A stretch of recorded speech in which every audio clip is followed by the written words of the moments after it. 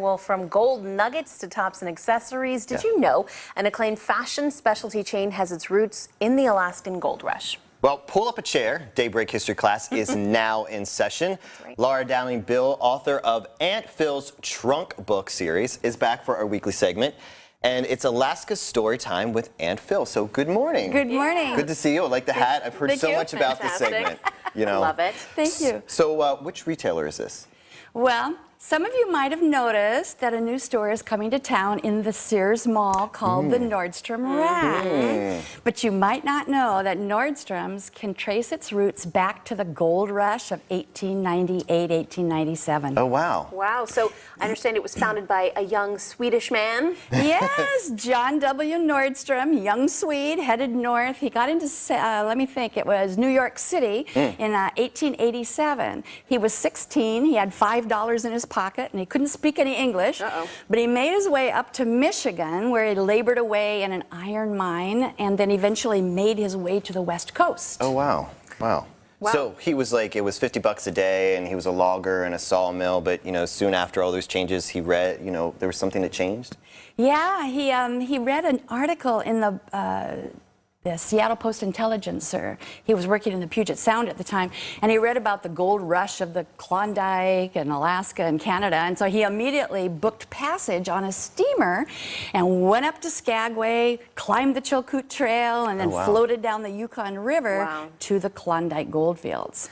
And he staked some, they thought it was some good land, and he actually had some success. A few years later, he sold that claim, and he went back to Seattle with $13,000 in his pocket, which in today's money is about 300 and some thousand. Wow. So, I mean, big profit. What did he do with all that money? Well, he went to school, business school, and then he also built some rentals, and then went into business with a friend of his named Wallen, Carl Wallen, and they opened up Wallen and Nordstrom shoe store at the corner of 4th Avenue and Pike Street in 1901, and they had a lot of success actually over the next 20 years because they emphasized quality, value, and service. And then they opened up a second store at the University District in 1923.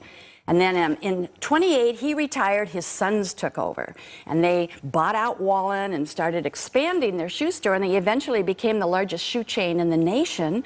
And then expanded more into some high-quality clothing, and then 1971 they went public and changed the name to Nordstrom, as we well know. And then So it was a shoe store first. Yes, it was a shoe store. And it was on this side of the coast. Yes. Yes. Very interesting. Yeah. So when did Nordstrom's arrive in Anchorage? 1975, they came into Anchorage, and again, stressing customer service and quality really was the game changer for this particular company.